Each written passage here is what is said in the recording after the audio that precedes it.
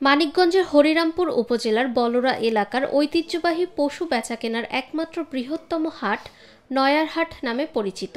প্রতি বছর ঈদুল আজহা উপলক্ষে মাত্র ৩ দিনের জন্য অস্থায়ী এই কোরবানির পশুর হাট বসে।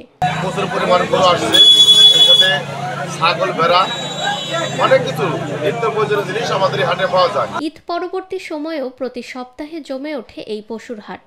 এখানে গরু, ছাগল, ভেড়া এমনকি মহিষও বিক্রি করতে নিয়ে আসে খামারিরা।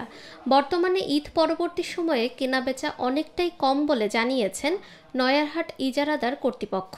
খামারিরা বলছেন, ঈদ পরবর্তী সময়ে পশুর দাম অনেকটাই কমে যাচ্ছে। হাটে কোনো প্রকার জালিয়াতি, কালোবাজারি, চাঁদাবাজি ও মলমপাটি সহ যে কোনো ধরনের আপত্তিকর পরিস্থিতি ঠেকাতে সর্বদা সজাগ হাট কর্তৃপক্ষ ও আইনশৃঙ্খলা বাহিনী। নিরপেক্ষ, সত্য প্রকাশে আপোষহীন।